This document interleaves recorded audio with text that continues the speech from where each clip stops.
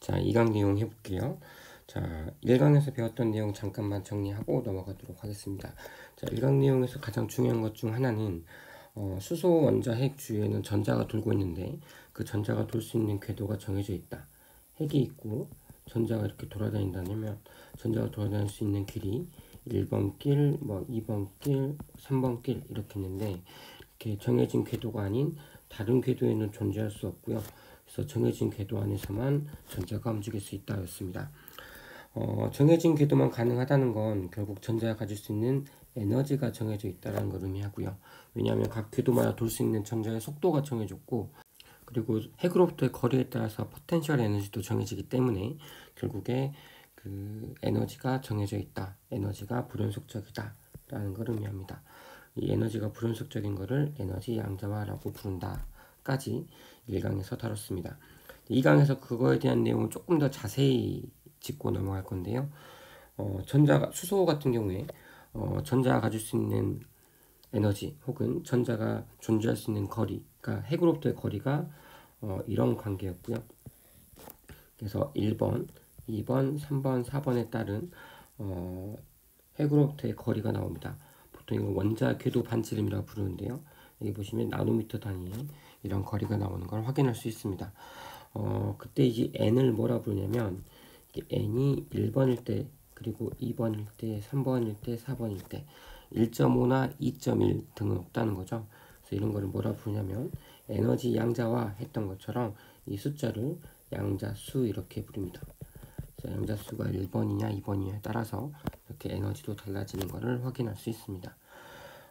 보시면 여기서부터 여기까지 쭉 한번 다시 정리를 해보면 전자가 가질 수 있는 에너지는 정해져 있다. 결국 운동 에너지는 속도와 관련되어 있고 포텐셜 에너지는 핵과의 위치에 따라 관련됐는데 전자가 가질 수 있는 이 위치가 정해져 있기 때문에 에너지도 정해져 있다라는 걸 의미하고요. 이 거리의 간격을 보면 이렇게 늘어날 때마다 n이 1에서 2, 3, 4 이렇게 늘어날 때마다 궤도 반지름은 n 제곱배에 비례하게끔 늘어나는 걸 확인할 수 있습니다.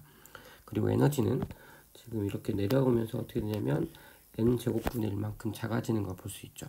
즉 에너지의 크기는 이런 관계다라는 거 확인할 수 있습니다. 물론 숫자 놓고 오면 숫자가 작아지는 거 볼 수 있는데요. 앞에 마이너스가 있으니까 내려오면서 숫자는 작아지지만 에너지는 커지는 거다. 커짐 이렇게 생각을 해주셔야 됩니다.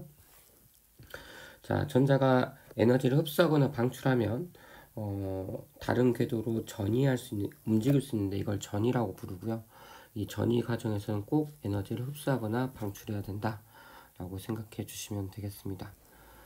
자, 그리고 전이할 때 어떤 궤도에서 어떤 궤도로 가냐에 따라서 필요한 에너지가 달라요. 왜냐하면 그 단계별로 에너지가 이렇게 다르기 때문에 내가 몇 단계에서 몇 단계로 전이냐에 따라서 에너지가 흡수해야 되는 에너지 값이 다릅니다.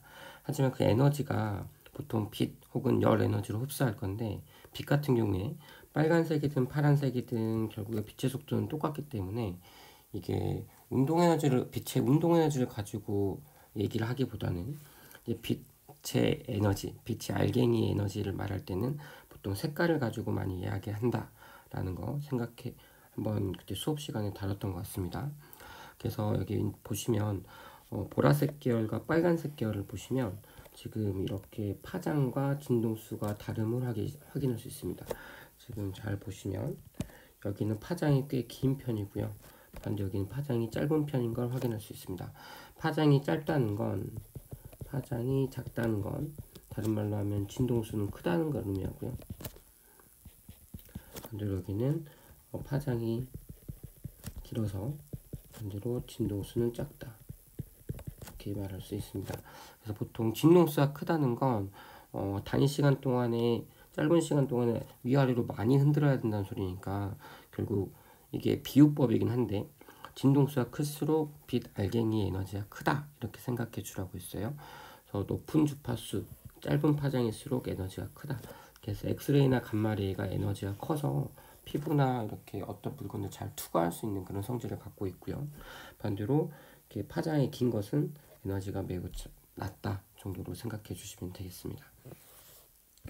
그래서 여기 정리하자면 결국 여기서까지 쭉 얘기하고 있는 바를 정리하면 결국에 어떤 거냐면 전자가 에너지 궤도에 따라서 에너지 궤도로 옮기면서 전이를 하면서 에너지를 흡수 혹은 방출할 수 있는데, 그때 흡수하고 방출할 때 빛의 운동 에너지로 얘기를 하는 게 아니라 진동수로 얘기하자라는 겁니다. 근데 보통 진동수가 뭐랑 관련이 있냐면 색깔과 관련이 있어요. 그래서 색깔이 보라색일수록 진동수가 크고요, 빨간색일수록 진동수가 작다, 이렇게 생각해 주면 되겠습니다. 그래서 빛 에너지 알긴 하나의 에너지는 이렇게 정의가 되고요. 빛 에너지의 크기 E는 F와 비교한 이 F가 일종의 진동수다. 프리퀀시 진동수라고 생각하시면 돼요. 그래서 빛 알긴의 크기는 진동수 곱하기 H는 플랑크 상수입니다. 플랑크 상수.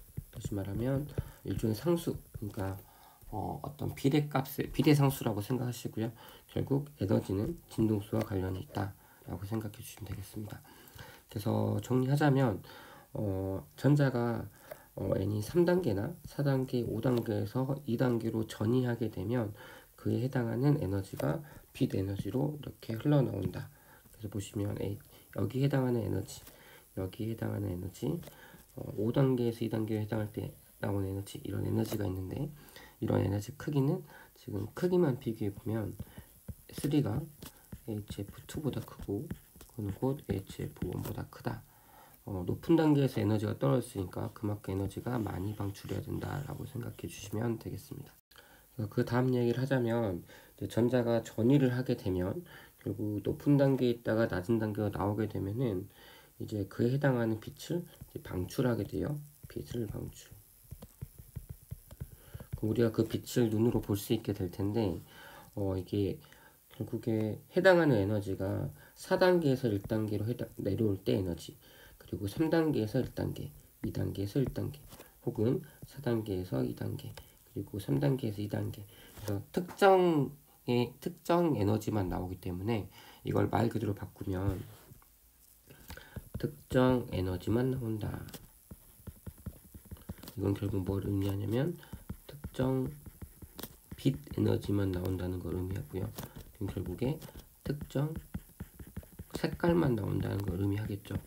왜냐하면 빛의 에너지가 색깔과 관련이 있었으니까 결국 모든 색깔의 빛이 나오는 게 아니라 특정 색깔의 빛만 나오게 된다. 그래서 선 스펙트럼이 나오게 된다.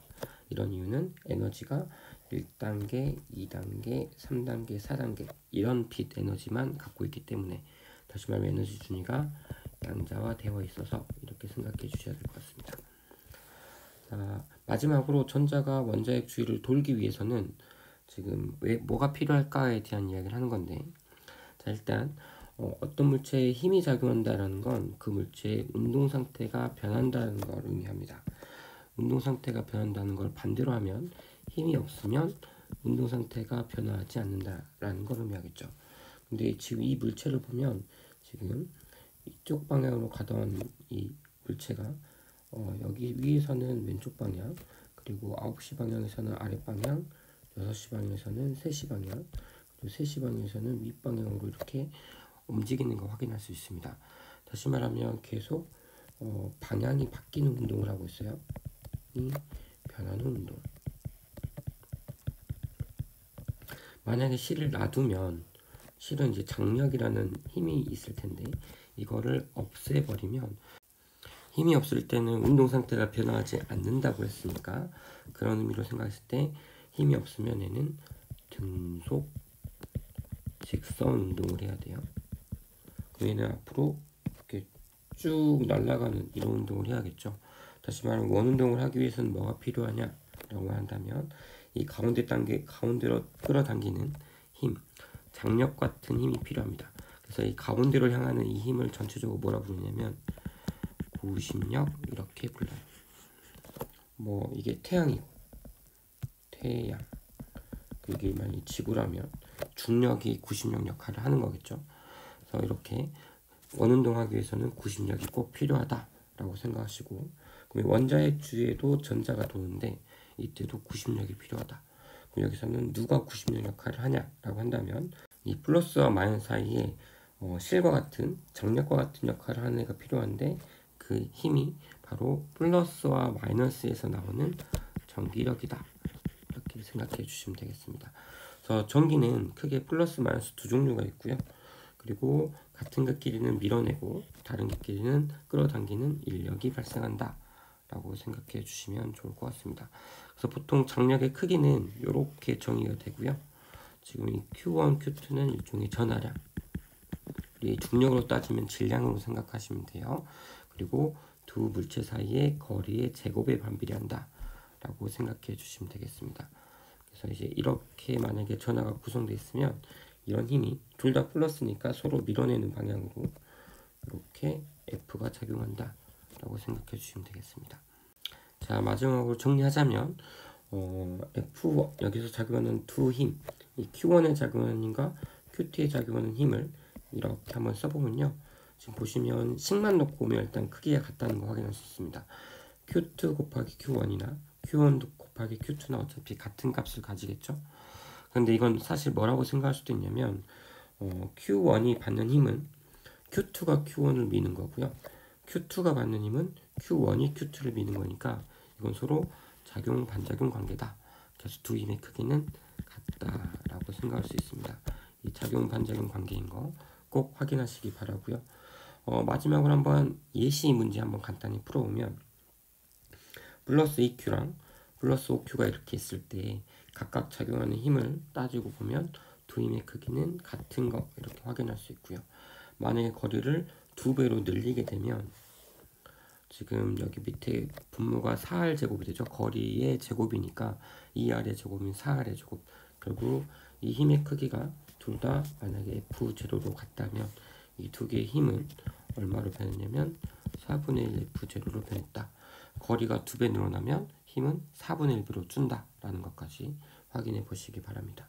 자, 혹시나 해서 하나만 더 얘기하자면 만약에 이 힘이 만약에 플러스 CQ로 바뀌었다 라고 한다면 플러스 2Q가 받는 힘도 K 4R의 제곱분의 2Q, CQ가 될 거고, 그리고 10Q가 받는 힘도 K 4R의 제곱분의 10Q, 2Q가 될 거니까 얘 힘, 10Q가 받는 힘 혹은 2Q가 받는 힘만 늘어나는 게 아니라 두 힘이 똑같이 늘어난다까지, 두 힘은 항상 작용 반작용으로 같다, 이것까지 확인해 보시기 바래요.